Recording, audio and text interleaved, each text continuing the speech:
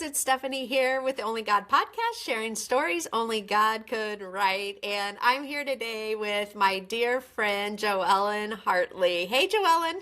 Hi, Stephanie. How are you? Good. How are you doing? Not bad at all. I get to see you, so that's always a good day. I know. So I always start with my guest asking them to share our Only God connection. How did we meet? What's our story? Because I love our story. I was getting that was getting ready to come out of my mouth. That it is such a cool story, and I love our story. So we met. It was at a turning point in my life. I'm gonna give my age away here, but I was getting ready to turn 40, and it's that midway. Maybe, hopefully not midway. Hopefully there's a little more, but in your mind, you're thinking, I'm at this halfway point, and I had a good life, a really, really good life, but I just didn't feel like I was fulfilling my purpose. I felt like there was a bigger purpose that God had put me on this earth for, and I just wasn't living it.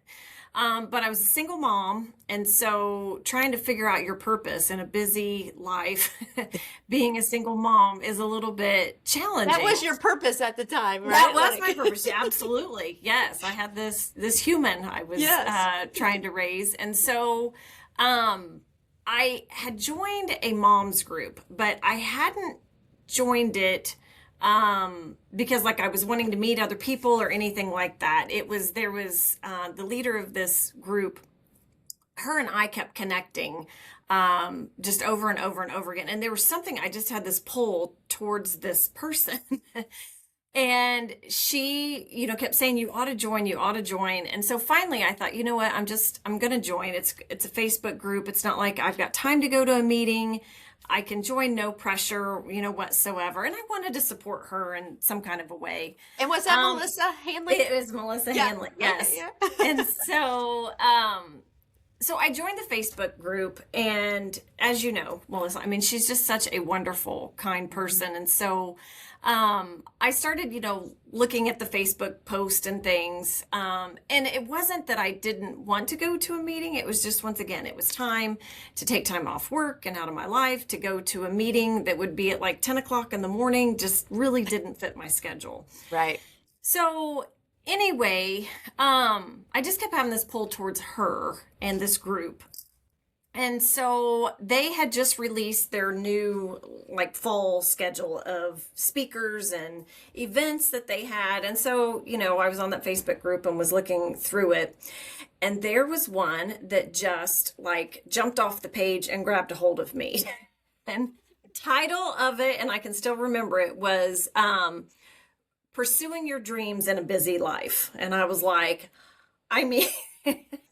it was speaking to me. And so with that, I had never been to the organization that Melissa had started, was called Mom to Mom. I had never been to a meeting ever.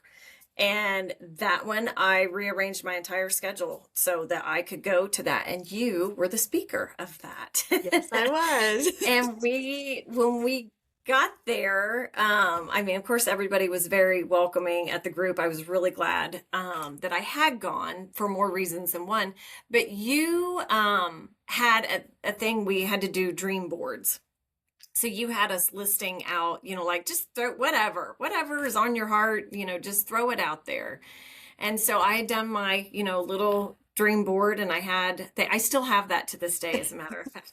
So many women do. It's amazing. Yes. That was, probably a decade ago. Many women have those. And so it's kind of cool to hear. Absolutely. Yeah. Well, I'm 52 now, so that was 12 years ago. Yeah, there you go. I still have it. And it's neat to pull it out every once in a while, because I fulfilled some of those, and I've been able to be like, oh, look at that. And you don't think about it unless you document it and go back. A lot of times it just happens, and you don't really acknowledge it too much. So it is kind of nice to go back and look at that and be like, hey, I have checked some of these off. I still have more to go. But, but there's some. So anyway, we did this dream board. But when you were up speaking, I swear it felt like there was no one else in the room other than you and I. I just felt like we had this connection. I just felt everything you were saying, I was just shaking my head, oh my gosh, I agree. And so, just the fact that I even showed up to that meeting, but it was Right. that talk out of this whole list, line, and they had a lot of good speakers, but Yeah. that was the one I was like, I don't know, something's telling me I've got to go. I just had this pull. And then you and I connected, and you helped me to find my purpose in life and to hone in on that. And the main thing that you did teach me was to take the time to just quiet my Right. mind. I mean, just in this busy life that I've had, trying to find those times to quiet it down. And then the other thing that you were great with was holding me accountable.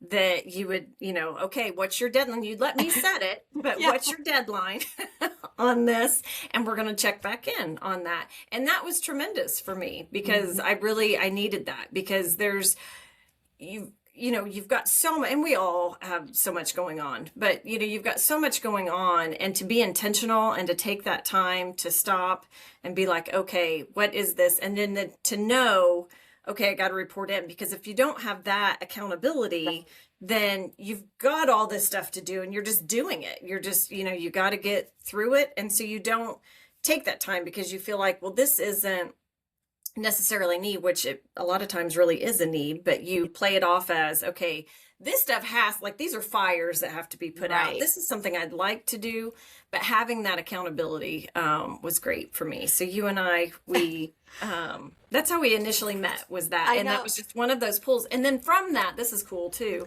It's one of those like chain reaction things. But out of that, I ended up several years later going back to that same mom to mom group, and I gave a talk. I was the speaker, and my talk was how insignificant choices lead to significant changes, and how when you have those nudges that you can't explain, and in your head it makes zero Holy sense Spirit moment. whatsoever. Yes. And it's like when you get those, you so need to pay attention to them, because you're thinking, this is so insignificant. This would make, like, why am I feeling pulled to go to this meeting? I don't have time to go to this meeting. And it would be great to go and socialize, but I've got, a pile this high of things I need to get done. This doesn't make sense. And you think it just is so inconsequential. But then when you look back on it and then you see this trail and you're like, that is an absolute life-changing moment. You and I have always talked about, like, even writing a book about just how, like, even if you just look at our stories of the bouncing back and forth of, like, following that pull, following that nudge, is, like, you're so right. And I think the devil just constantly quips in our head all these excuses. And it's just like, even like we were talking about before we got on here, it's either we trust God or we don't. Right. And if we believe that it's the Holy Spirit pulling us, calling us to, it's like, okay, God, I know I got a lot of other things to do, but I believe you're calling me to go to this meeting, to show up. I don't know why. And I always say sometimes we may never even know why. Like, maybe we have a conversation with somebody that impacts them.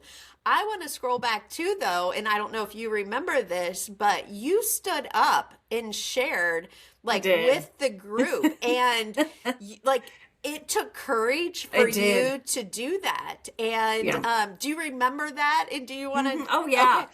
No, I was going to say, do you want to talk about that a little bit? It's on my dream board, so I still see it. Yeah. So I had just put in these tiny little, I had on there, I'm trying to think of some of the things that are on that dream board. Definitely some things like with my son, there were some projects around the house I wanted to get done that were, pretty big ones to tackle. And then so those were all written in normal size letters. And down at the bottom corner, written like tiny, I thought, if someone like looks over, I don't want them to even be able to see this. But I wrote down there, write a book was what, and I think speaking is on there as well. But I had wrote it like tiny, and I thought, I don't want anybody to even see. That was something I had not shared with a soul. I mean, not my best friends, not my mom. I mean, no one knew that I had this like inkling in me.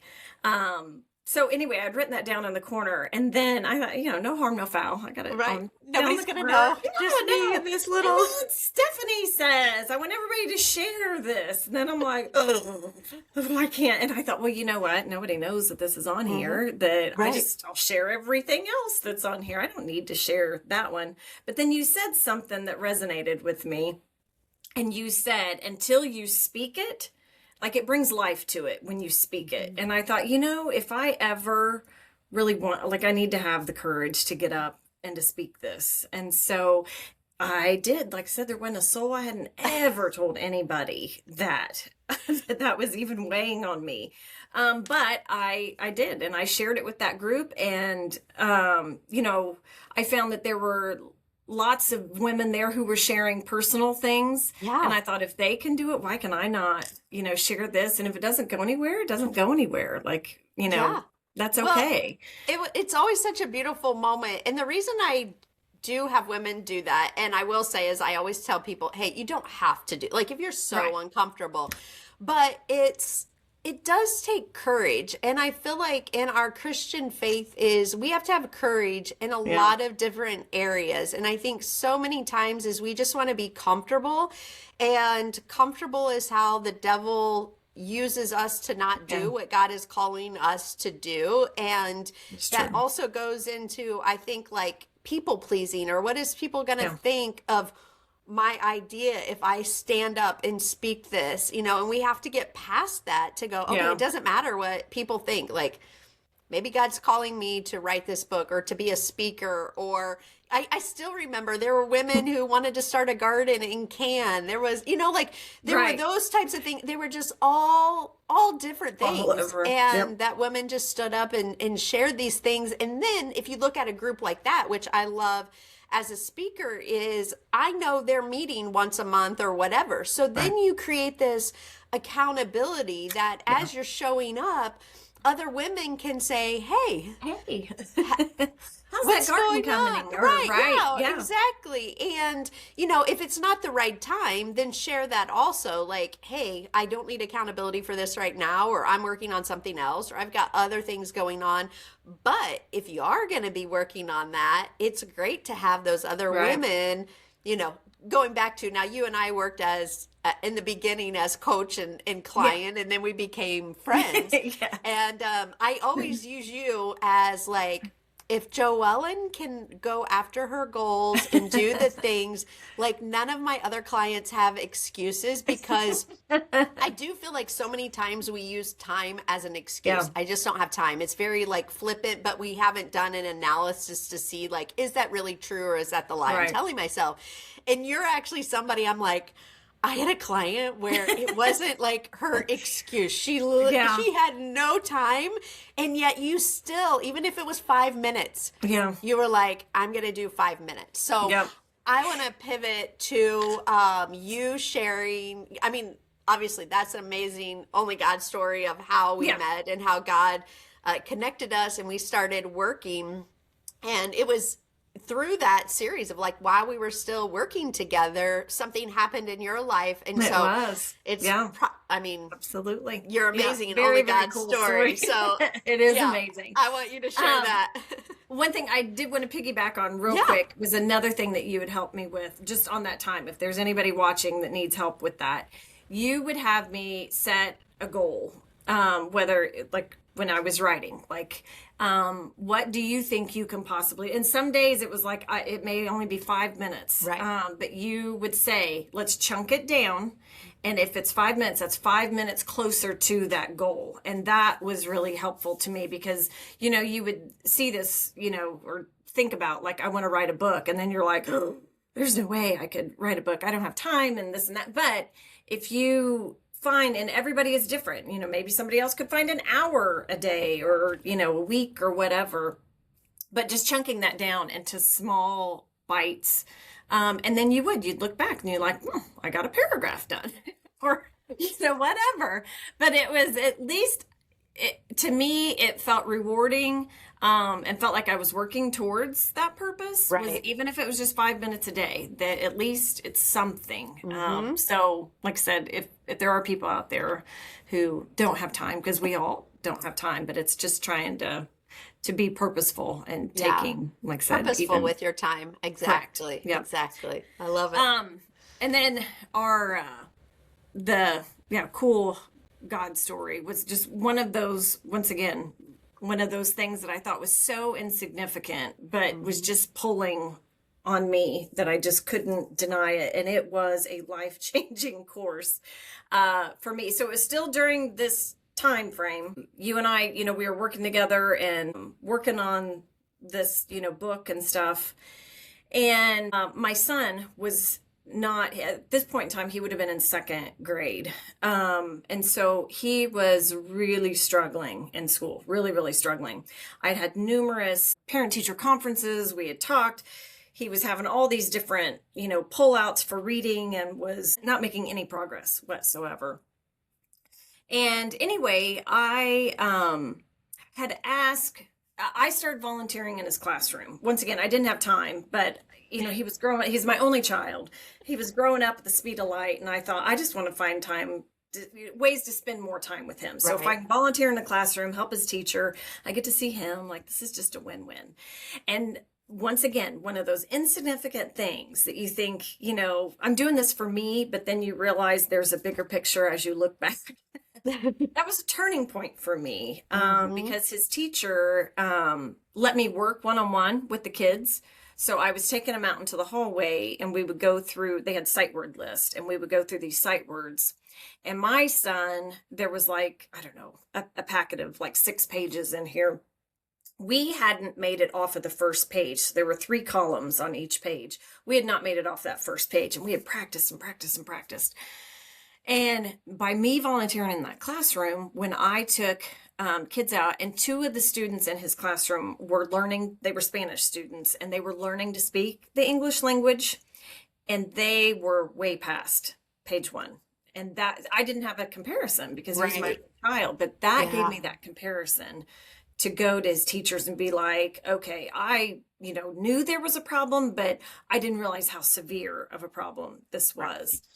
And then, and as I was volunteering, they let me grade papers. And that was another one, spelling test papers on Fridays. I got to grade those. And that was another one that, once again, I thought it was so insignificant.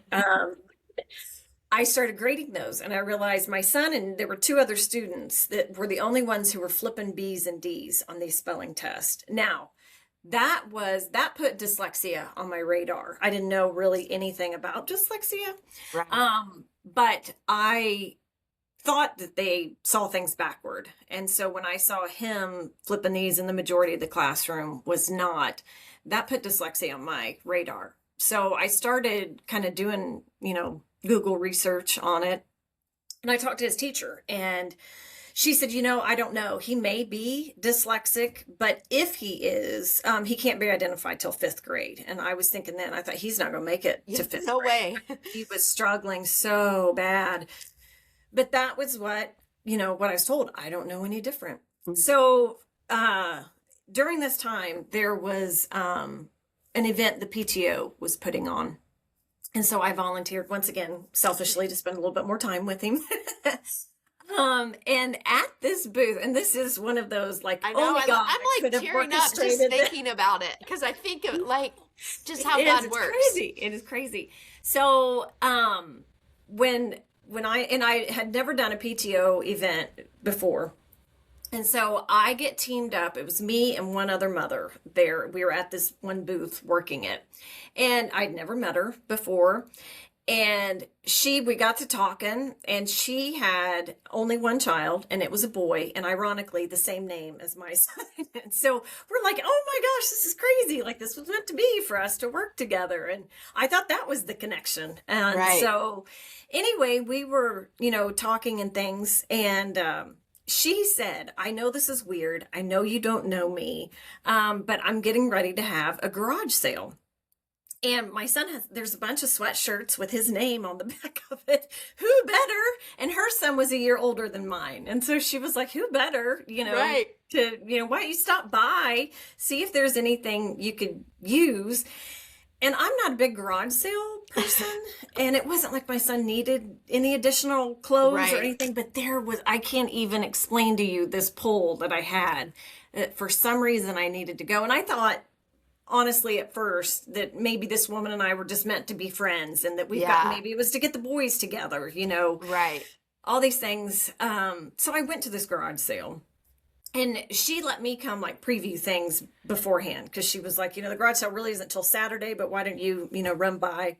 So I did, and went down her basement. And while I was there, I just kept having this pull to ask her how her son is doing in school. And once again, I just met this lady. Right. I don't know her from Adam, but something. And so I thought, well, I'm going to get all she can tell me is it's none of your business, I guess. And so no harm, no foul. So I just asked her, I said, hey, I'm just curious, like, how is your son doing at school? And in our school system, her son was in third grade. Third grade, you go to a different building. So like third, fourth, fifth is in a different building. I was petrified for my son to go to this building, because in third grade, you're no longer learning to read, you're reading to learn. Right. And I had heard all of these stories about how third grade is so tough. And back then we had the I read test, where if they didn't pass it, they didn't pass the class. So I have all of these like fears. And so I just said, how's your son doing like at school and in that new building? And she says, well, my son's dyslexic. And I didn't hear another word after that. I was like, wait a minute. Your son's at third grade. There's no way he could be dyslexic, because he can't be identified till fifth grade. And she was the one who told me that is so not true. She was dyslexic. And she said, I know the warning signs because I'm dyslexic. So when I started seeing them in my son early, I went to the school and they were telling me the same thing, that they told me that she was being hypersensitive, is what they told her. Of course. Yes. And so anyway, she said, I knew enough about it. I went and had him privately tested, and he is dyslexic. So he's getting help. And so I told her, what the teacher had said. And she said, Joellyn, teachers, they don't know, which I just assumed. Right. They weren't trained Yes. in dyslexia and what to look for. And yeah, so it's like nothing to the teachers, because they weren't, Correct. they They go to didn't school know. and they are, hey, this is what you need to know. And that isn't on there, Absolutely. right? Yeah. Absolutely. So she was the one who debunked that myth for me. And so she said, if you really do think your son is dyslexic, she said, ironically, there is a speaker about dyslexia. It was going to be like that next week, and it was in a town near us. So she was like, you ought to just go and see, and, they could at least help you, if nothing Right. else. So anyway, I went to that, and they put up the warning signs for dyslexia. My son had everyone, like, he was the poster child Yeah. for dyslexia, yet nobody knew it. And so anyway, I had him privately tested, and we found out he was severely dyslexic. So then that with me, I got to thinking, I thought, like, how many kids are like him who maybe don't have a parent who could go volunteer, and who has no idea, or who believes that you have to wait till fifth grade to get them identified. So once we got him identified, I went back to the school, and I just said, here, we know, take this information and help him. And they said they were going to keep doing what they were doing. Yeah. And I said, I told them in that meeting, I said, it's the definition of insanity, that you're trying to do the same thing over and over again, expecting a different result. We're not going to get a different result. You've got to do something different.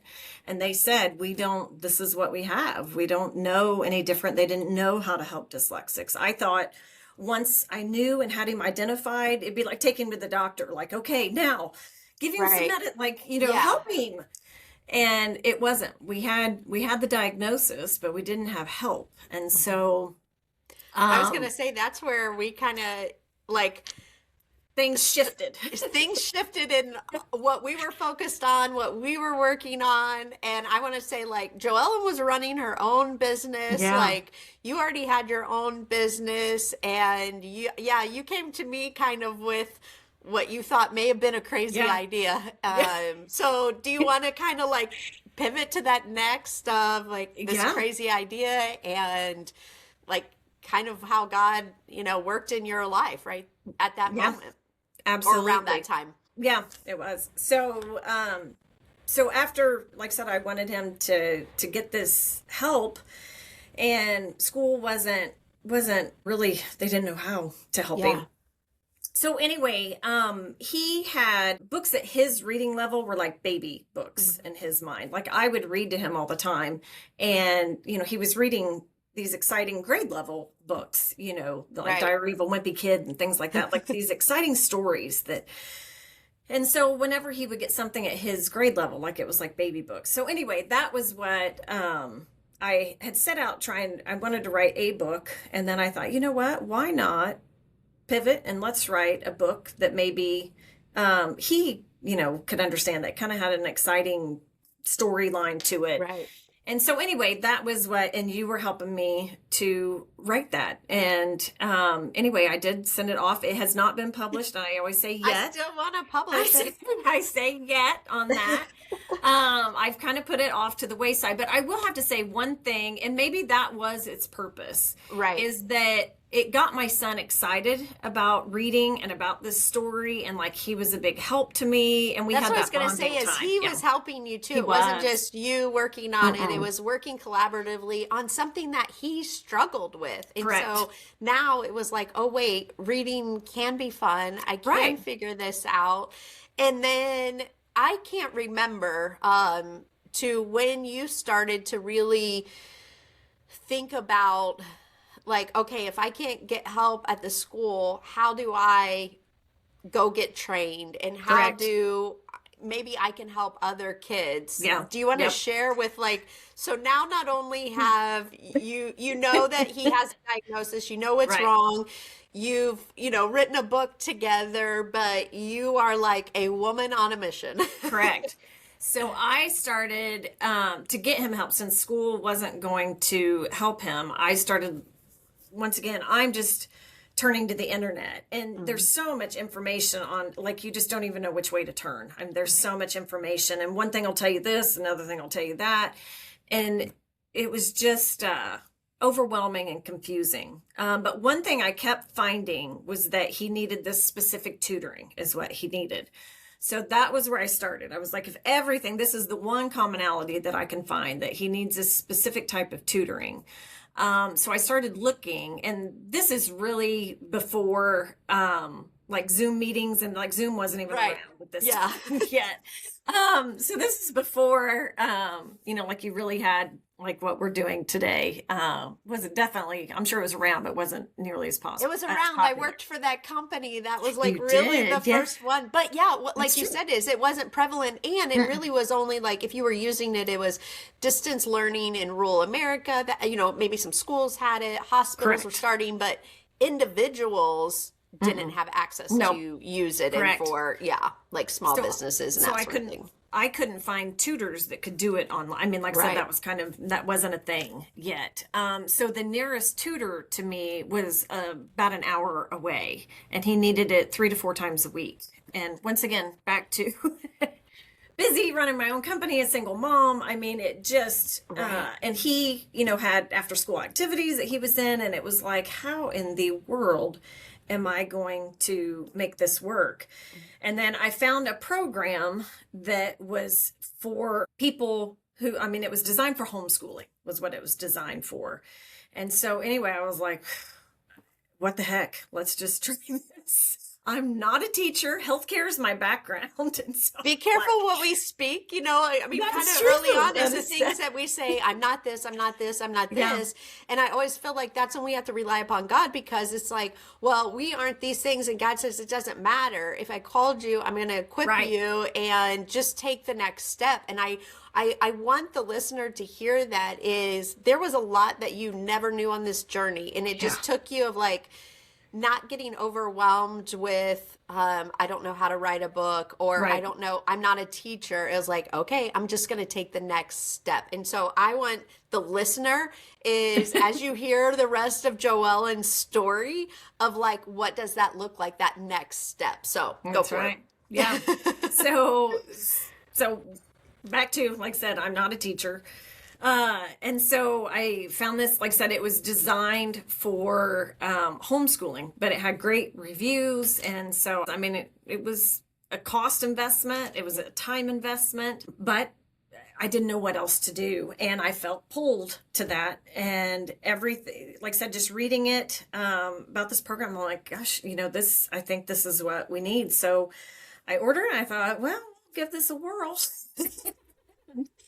And so I did. I studied on, how I was to, work with my son, and I did that. And we were early on into the program, and I was like, oh my goodness gracious, like this is making a difference. Like this really is something. I mean, it was unbelievable.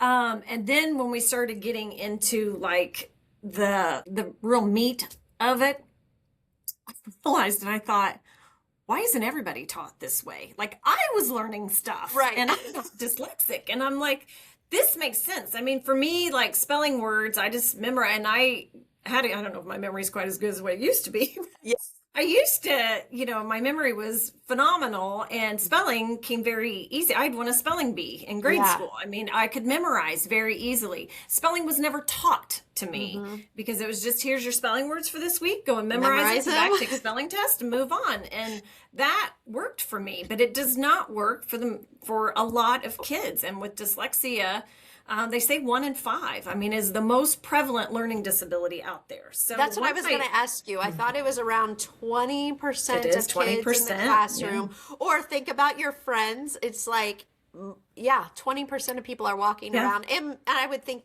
the majority don't know they have it or have not been diagnosed. Yep. Correct. Absolutely.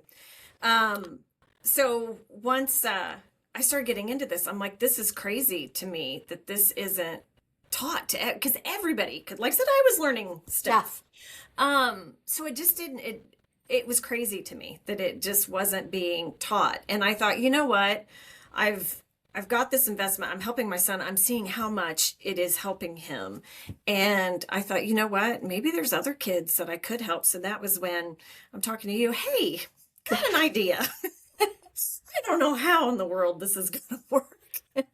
But anyway, that ended up, I went to Chicago and I took a graduate course, and ironically from the same person whose program I was using, that was who had done this training that I had done.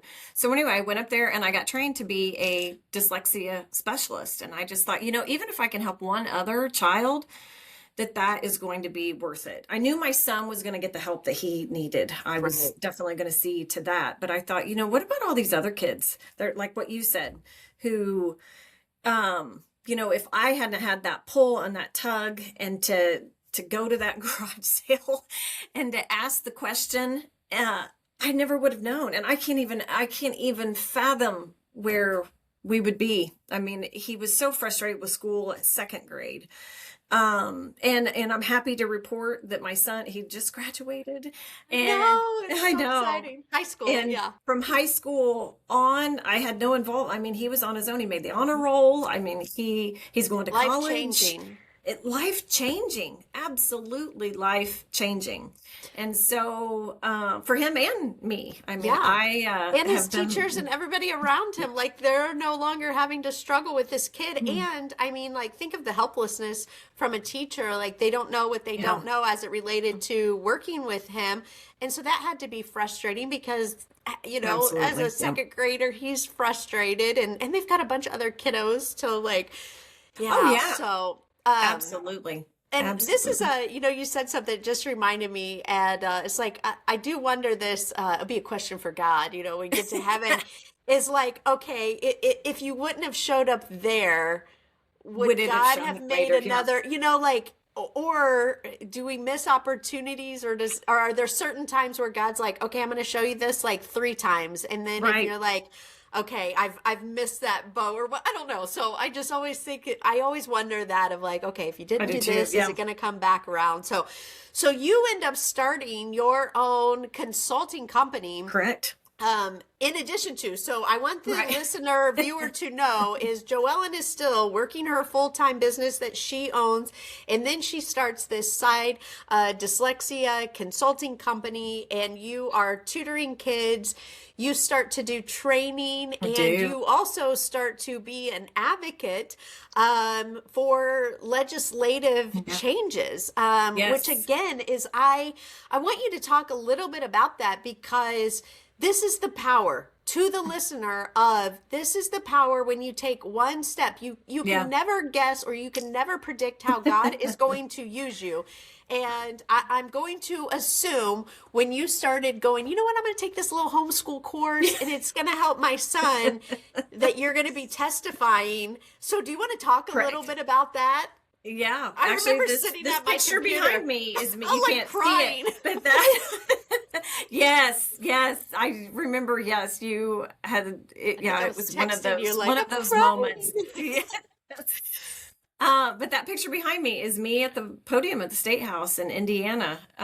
So there was a grassroots movement of parents who had gotten together that just said we need some laws to force schools to screen these kids and find these dyslexics, or at least ones that we don't even have to diagnose them. Let's just Right. find ones who maybe have some potential to struggle with reading, whether it's dyslexia or not. But those who are dyslexic, we know that there's no other alternative. My son was a prime example of this. That if they don't get help, they're going to stay on that same path. But like I said, for someone who's not a teacher to be able to get him to read, and like I said, he's a proficient reader, but that there needs to be a difference. They need to be taught differently. And one thing I do want to say about dyslexics is they are incredibly smart and gifted, but it's we are wired for speech,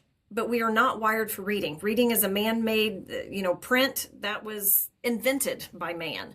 It's not something that comes naturally. So our brains have learned to adapt in our left hemisphere.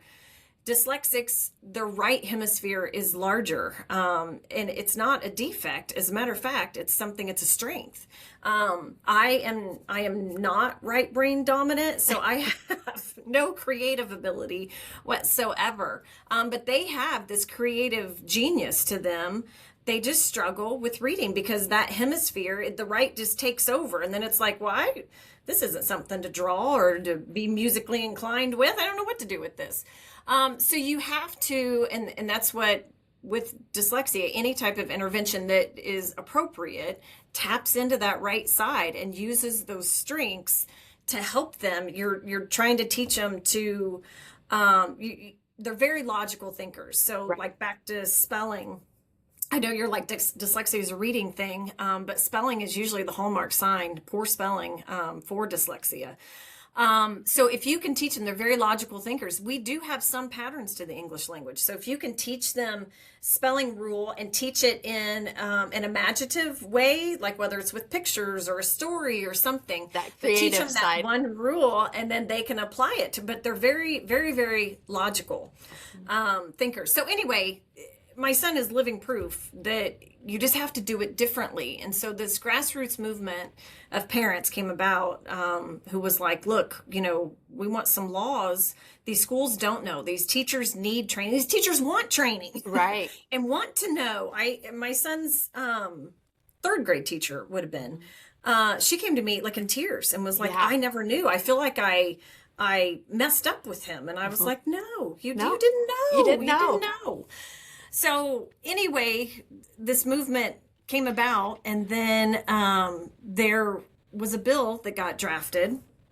And anyway, that bill needed some momentum. And so it was going in front of the House.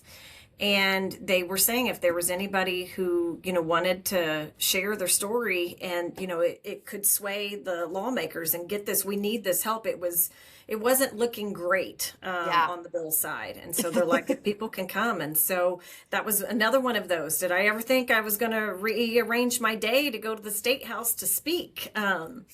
And that was a little intimidating, but I felt that pull that I Right. needed to. And when I got up to that podium to share the stories that I had, it just, I don't know, it just came out very Mhm. naturally. I just felt And you at guys got ease, and I knew legislative it needed to. passed, right? Yes. Yeah. Yeah, I the just did it. legislative got passed. And it got passed. And yes. And you talk about the stories. There's one that always stuck to me, and I can only remember a little bit, so hopefully you'll know what I'm talking Yeah. about. Is I think it was a guy that was a janitor. Oh, yeah. So that was actually, yes. So this is how far we have come. Mhm. It was actually my uncle is Oh, who this yes. was. So when I was still like, is he dyslexic? And the woman at the garage sale told me about the speaker.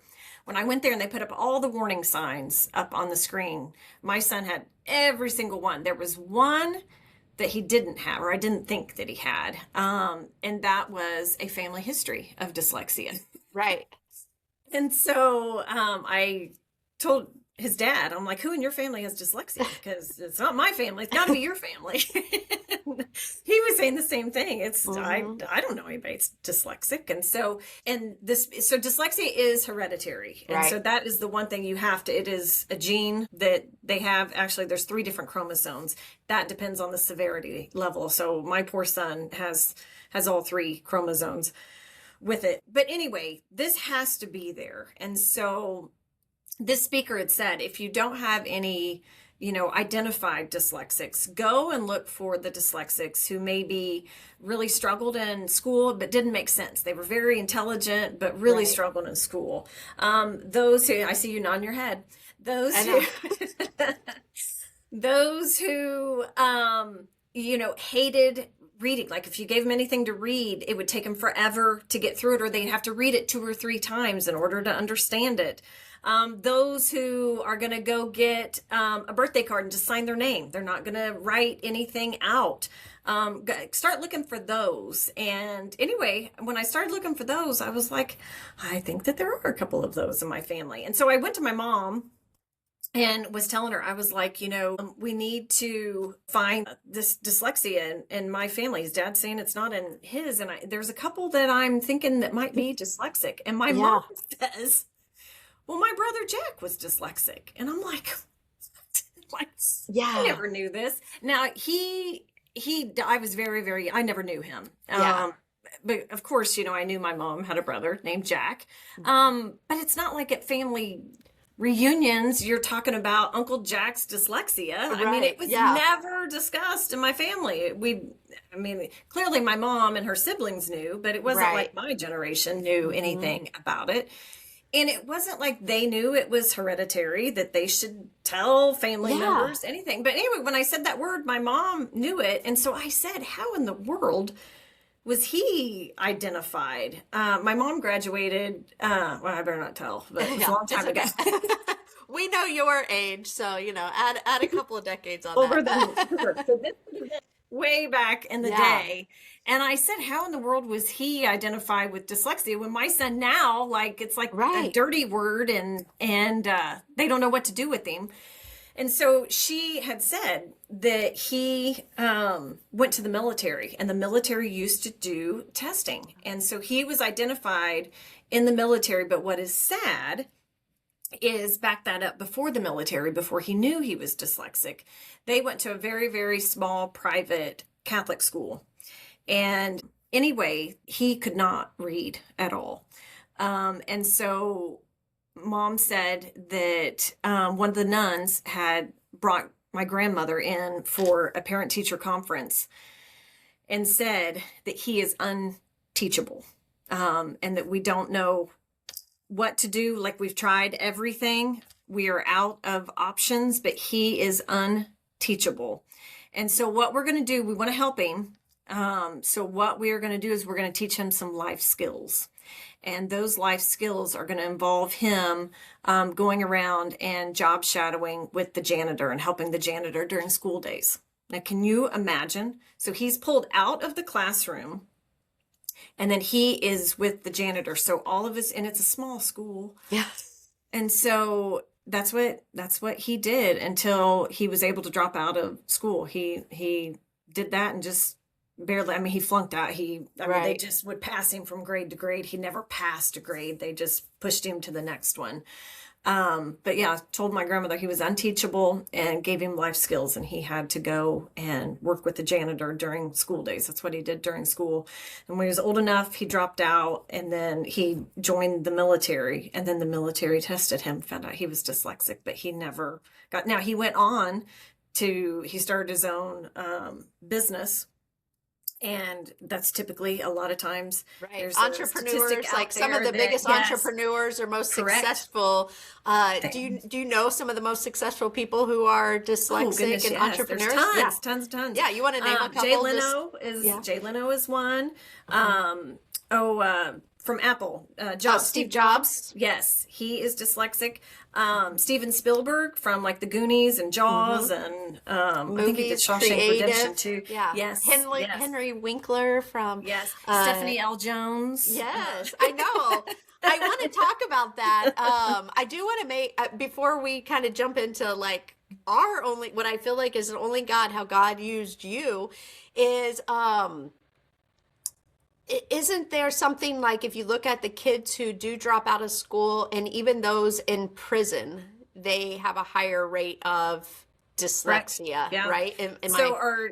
I'd have to look, I haven't looked at it in a while, but the juvenile detention centers, they have a statistic, and I assume that it's still this, and I don't know, if it's a little bit higher or a little bit lower, but it's got to be tracking right around there. Right. In the juvenile detention centers, 80% of them in there struggle with reading. Now, I'm just throwing out a guess there that probably most of those are unidentified dyslexics, because there's 3 paths a dyslexic will take when they are unidentified. And so one is they become the class clown, and they will, try to do everything to divert attention from them. So that's one path. The other is they internalize it, and a lot of girls do this, I'm not good enough, or I'm not smart enough. So they internalize it. And a lot of that, unfortunately, leads to teenage pregnancy, because they have this low self-esteem about themselves. And so they will turn to the first person that gives them attention, or the first thing that they can cling to. And so a lot of girls internalize that. And then the third pathway is they become like a bully. And Mom had said that my uncle luckily he ended up in the military, that changed his life. Right. But he was a bully. She said if anybody even looked at him funny or made fun of him for his reading, he'd go beat him up. But those not are funny, but it's like that was I know, his, yes. Right, yeah, but it's like, that was his like out, like you said, is there are those clear, distinct path, and that was his outlet. That was his path, yeah. So you mentioned that I am dyslexic, and I know I just tear. You've said certain things, and I just tear up. Here I am, 49 years old, and it still is. Just one of those things that. You're make me cry now. I know. I'll share a little bit of my story because it involves Joellyn, and so I'm working on my first book, The Gratitude Challenge, and it took me, it was a struggle and a half, and it was terrible, and I can't write very well, and I'm terrible with grammar and all the rules and spelling and just disaster. But at this time, I'm now working with Joellyn, and I'm 6 months out from that book being published. So I'm kind of like finally at the end. And, I always say, praise the Lord for good editors, as they can take, and I'm creative. I'm a storyteller. I can get on the stage and I can speak very well and tell story. And that is a gifting that God has given me. And so I had, working with you as you're going through all your training and talking about your son, is I'm just picking up bits and pieces. But I think one of the biggest things is what you said earlier, is really the only thing that I kind of knew about dyslexia was the flipping. Right. And I didn't flip my letters. I had never flipped my letters. And so there was never even any thought, as you talked about things, of like, oh, that's me. Well, I was listening to a podcast of Bryce Howard and I remember you telling me that. Yep. Yeah, Marie Forleo. And Bryce Howard starts talking about, and I think she's mentioning like directions, and she starts going over this list, and I'm listening to her, and this isn't flipping letters. No. It's everything else. And I'm literally going through the list going, that's me. I do that. That's me. And so I called Joellyn or text you. Yeah. And I'm like, I think I'm dyslexic. And do you remember Yeah. your first response to me? I was asking you a few questions about it, and I said, just from your strengths alone, that I think that you could be dyslexic. Yeah. I didn't know about your struggle through school. I mean, that wasn't Right. something that we had talked about or anything like that. Yeah. But I knew from your strengths, you definitely showed strengths, and sometimes even those strengths that you can pick out dyslexics. Right. From it. I know. So And I then- knew that you had, those Like strengths, but then when you tendencies. started talking, so I started asking you about I think some you sent me a questions. link, like with a quiz or something. I think I may have. That and could I be. did that online quiz and failed miserably. And forgot then about I that. think we ended up having lunch, and you had me do some writing, and Yes. then you looked at my writing, and we never went through your official, but I remember you looking at my writing, and it was like, yeah. You are. Yes, And- yes. And because anything I had ever seen you had done, had been put through, Grammarly or, spell checker or something. So, Yeah. in a short little text, it would be hard to pick up. But yeah, when you presented those writing samples. And that's usually, like I said, the telltale that you can certainly see that. And with dyslexia, on the flipping of letters, just in case anybody is watching. So dyslexia is a language processing disability. It's really not, it impacts reading, Right. but it's not a reading disability. It's a language processing. Like I said, it goes to the right side because they're right brain dominant. And so there's this delay of a signal of getting information to the left. And a lot of times it gets mixed up when it gets to the left side. So if a child goes through the proper tutoring and they learn in a logical manner, then what that does is it kind of strengthens those signals going across. They talk a little bit better because it's logical. It makes a little bit more sense instead of just randomly throwing, all this around there. Yeah. And dyslexia, the reason why they flip B's and D's, of course, I thought, and I tell this in a talk that I give, but where I learned about dyslexia was the Cosby Show. And they had the son on there. They had an episode where I'd never heard the word dyslexia before. Yeah. But it just resonated. And as a kid, something different like that would stand out. But that's how they presented it, was that he was having this vision. I remember he kept rubbing his eyes because, he was seeing these letters weird. But it has nothing to do with vision. And the reason why they do flip letters, and usually B's and D's or P's and Q's, because Right. they're really similar. But the reason they do that, they struggle with directionality. So like when you were talking about direction sequences, that Terrible. those are really, really challenging. And it's not, like I said, just left and right. It can be up, down, north, south, east, North, west. south, east, west. I'm like, no, give me a I have to laugh because, the year I was a police officer and going through my Yeah. field training is I did great on all my field training except directions in driving, because we would be somewhere and my field training officer would say, hey, we need to go to Munster.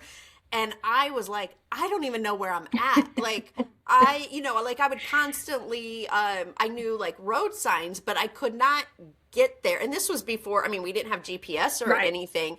And I was always turned, there was just never a time where I knew, which is not a good thing to be when you're a police officer. It's like, but at that time, I did not know I was dyslexic. So it was a very frustrating because I'm being held to this. And Maybe it have was to be. like, he was frustrated with me. I was frustrated with myself. And I'm like, I Right. don't know what, but one thing for, when you talked about, the different types is I am blessed. I think that I am a perseverer, and I'll never forget is I obviously went through all of all of school, and I wrote in my book The Gratitude Challenge. I have a chapter, I'm grateful for dyslexia, and I write in there, it's like knowing you have a back pain, but nobody talks about back pain. So you think that is normal. And I think that's how I was in school. I mean, I can remember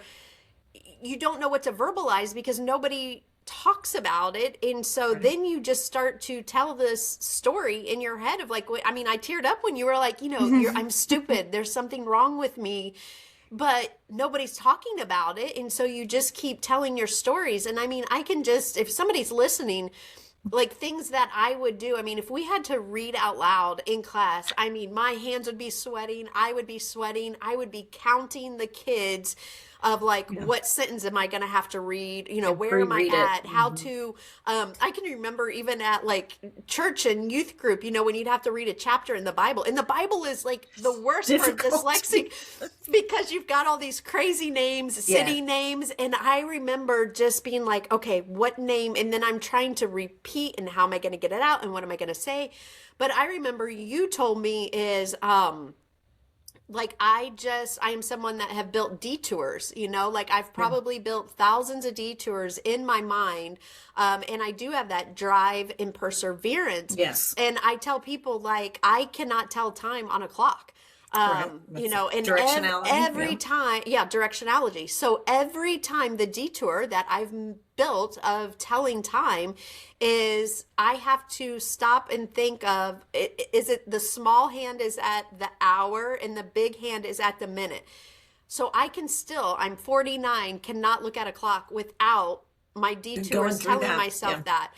Even left and right. So I said, I was grateful when I got married and I would always laugh. Like when I went to the chiropractor and he would say, lay on your right side. No, your other right side. And we would laugh about it. But until I knew I was dyslexic. So then when I got married, it was like, okay, I now left and right. I will think, where's my wedding ring? It's on the left. This is my left. And so that just really resonated with me because I'm like, oh my gosh, I have all these detours that have helped me adapt. And I do have that. My strength is I have chosen now, I've written 10 books and I've chosen to focus on, I am a visionary. I can see, around corners, trends coming, those sorts of things. Storytelling, like I said, from a speech. So I do have a lot of strengths and choose to focus on that. Correct. But I think, until you're diagnosed or know what it is you focus on the negative because that's the thing that's causing you the biggest struggle. So I know I said a lot about my personal journey and how I feel like it's only God, that God connected us and used you persevering and you taking those steps for then me to be able to go, oh my gosh, like I'm dyslexic and now I can kind of let all these things go. So any like comments around that?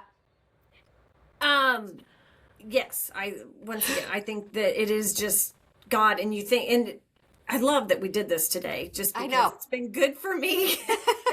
Once again, I don't think that we're always looking ahead. And I think to stop and look back and think of just, it is amazing just how just these little things and how it's just led. And think of all the people, like with your books that you've written and you've written about dyslexia and just this talk, hopefully somebody will see this and maybe it'll resonate, with them on and there. That is my prayer. And that's why I wanted to have you come on because 20% of the population is dyslexic. And, I have Joellyn in the back of several of my books, like just talking about dyslexia because I wanted to do that because I feel like, Joellyn, you helped me so much and you helped me with the mental stuff. Like, like I said, I can still tear up just talking or thinking about it.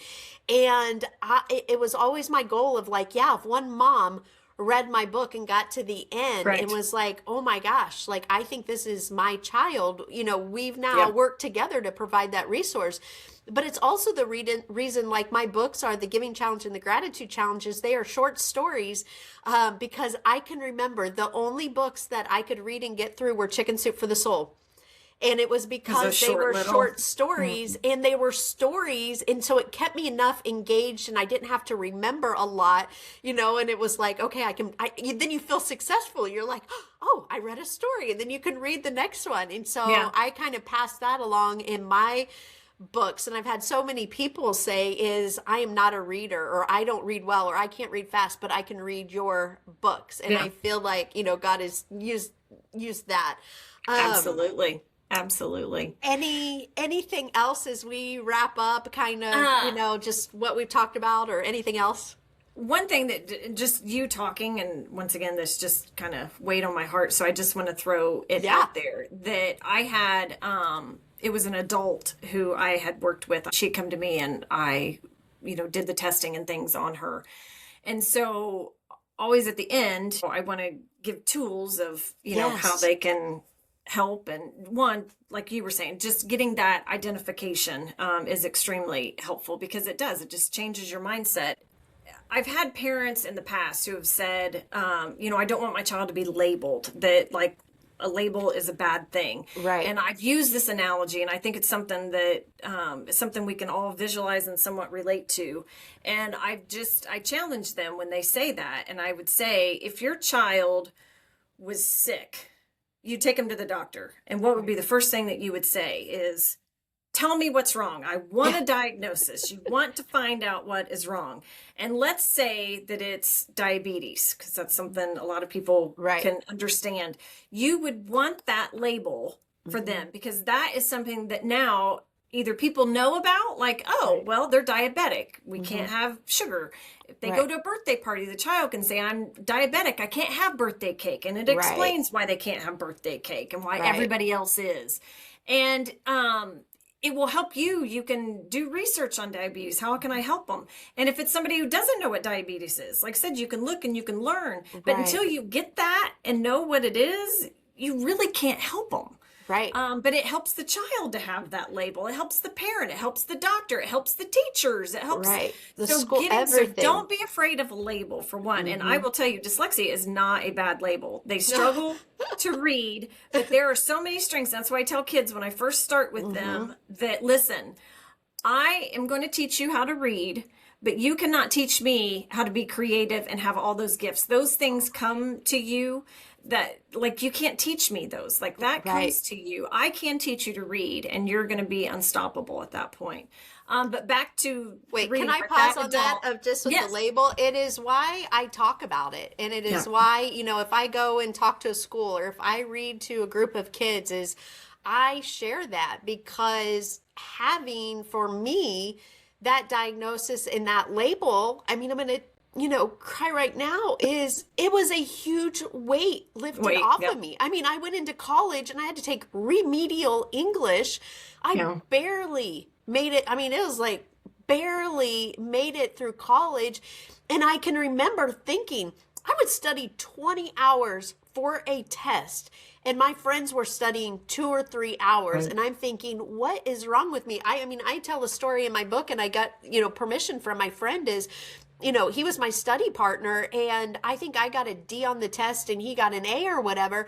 And I remember my professor like acting like, you didn't study. And I was like, no, like, talk to this guy. We studied together. We put a lot of time and effort. And if I would have had that label and that diagnosis, then maybe I could have got help. Maybe there was other tools that I could have gotten in college to help me. And so to that parent who's out there that doesn't want that label, it was the greatest gift for me to be able to have that. Now, I will say, and this is what I also tell kids, is it is not an excuse.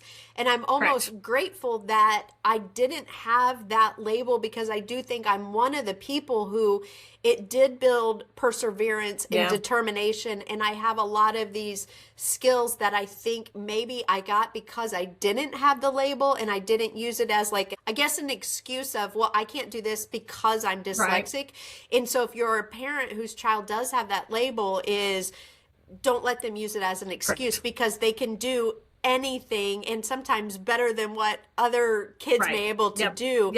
But it is. So anyways, is that right? Like, for me to say that absolutely. is okay. Absolutely. And if a child comes, like with my son, if he would have a book report that would be due, for him to try, like, he could verbally tell you, you know, about the book and summarize it. But for him to try to get those thoughts and get them down on paper, that was very, very challenging. So I would talk to his teachers and I'd be like, can he do a video? Like you're getting the same result. Like, right. does he understand? That's what we're trying to find out. Yeah. So there's other ways to do things. So back to that, don't let them use it as an excuse. But if there is something that really is challenging and they're shutting down, find another way. And that's one thing dyslexics are very strong about, and that's one of your amazing strengths, is you're an out-of-the-box thinker. And you're like, if this is what my goal is and what I want, you will find a way. It might not be the traditional way, but you will find a way. Which is why people always think I'm crazy. Like you're doing what? Just that is your strength. And most dyslexics have that they you consult. They might go in a weird, or what we think is weird. It's probably super logical. But they're going to go maybe around and definitely not take the traditional route. But the end product, is going to be the same. And most of the time, it's going to be tremendous. It's going to be way better than what anybody could have imagined. It's interesting you say that. And I want to, if you're listening to this and you're in corporate America, or you've got employees who maybe you think they have this, is I had a lot of good bosses, and this was maybe even before I knew, is I would tell that, maybe they'd come to me with something big or some big change we're going to make, or, hey, we're thinking about this. Is I would always say, yeah, this was probably before I knew I had dyslexia, maybe, or right in the middle, is I would say, give me time. I was like, if you give me time, I will figure this out. But if I was forced to make quick decisions, it was not going to go well. But like you said, is the end result always was way better than if they would have forced me to do a quick, and so I always love to talk about it, if I'm in leadership or talk to leaders about your dyslexic, is they are going to be your best people on the team, but you are going to have to adapt certain things for them. But if you do, so anyways, when you said that, I thought about that, because it's like, I cannot solve a problem quick, but I will be able to solve it. Yes. So anyways, back to your lady. Yes. But on we just keep going back and forth. But as you know, my boyfriend of the last 7 years, he is dyslexic as well. And that is one thing with him. Like if there's something, like I was wanting to do some stuff to the house and I just could not figure out, we were going to add this patio. And so anyway, I had asked him, I was like, what do you think? And he was like, let me think on it. But that's how he is. He just needs to think on it. And if you give him that time and he come back, you're like, oh, wow. But I just had, it was going to come out and be a, like square box. And he was like, this needs to be rounded. You need this. And it turned out beautiful. But that's just one example off the top of my head. But, but yeah, he can come up with, if you give him time, and it is, he has a lot of, if he watches this, I'm probably going to regret this, but a lot of great ideas, but you do need to give him time. And then the adult, back to what I was talking let's wrap up there. To help her, she was telling me that, I think it was her sister was in this book club and was telling her, you need to be in this book club. And she was like, socially, I really wanted to join it. My sister was doing it, but there was back to what you were saying, like it would take me forever to read a book. There was no way I would get it done in the time that this book club needed. Yeah. And, they're not going to call on them to, read certain things. But she said, I just felt like I could never join it because I couldn't keep up the pace. And so I told her, and I said, this is something that I think you need to do anyway, but definitely could apply to a book. I said, get it on audio. Right. And she told me, well, that's cheating. And I said, who says it's cheating? Right. The stories we tell ourselves, right? So on that, I told her, I said, so are you telling me that any blind person that listens to audio that they're cheating? And she was like, well, no, they can't help it. And I said, dyslexia is the same thing. Right. And I said, you might not be blind, but it is going to take you longer to get through that. I can't read a fiction book. It'll take me a decade to read a fiction book. and be painful. It wouldn't even be as enjoyable. So that's why I told her, I was like, start taking things in on audio. Like luckily we are in a technology society that we have books on audio. And so I said, anything that you can take in through your ears, take it in, because you can understand it and you're getting the information. That's what it is getting the information. Right. That's why Braille was invented. I mean, they've got that, but someone who's blind, they have to take it in through audio. So don't ever think that that's cheating. It's finding ways. We all Those detours, nowadays, you know? There's a different nowadays detour. we're using AI, and that's not cheating. It's an efficient way to do things sometimes. So with that, audiobooks, it's not cheating. It's an efficient way to get the information that you need. So yeah, I mean, you think about the podcast, is everybody listens to podcasts, you know, and I feel like, I mean, we have all these different ways, and God created us all differently. And at the end of the day, it is God's given us strengths. But I'll wrap up on this: is even though as a dyslexic, I can look at my weaknesses, but that's where I have to rely upon God for certain things. And I say, that's how I got my first book done. That's how I've gotten 10 books done. That's how I do everything. And it really is like, okay, Lord, I know you are calling me to do this. And it is difficult and it is hard. But in our weaknesses, that's how we rely upon God. And then it goes back to, this podcast is then at the end of the day, it's only God that gets the credit for what we do and what he has called us to do. So, Joellyn, thank you so much for sharing. Thank you for having me. Your only God story with us. Absolutely. And thank you for joining us today. Hey, friends, thank you for joining me today on the Only God podcast. I hope today's story encouraged your faith and reminded you that God is still writing our stories each and every day. If you were inspired by this episode, please share, subscribe, and tell a friend. And to stay connected with me and find out about all my books and resources and events, go to shineforwardcreative.com. Have a fabulous day.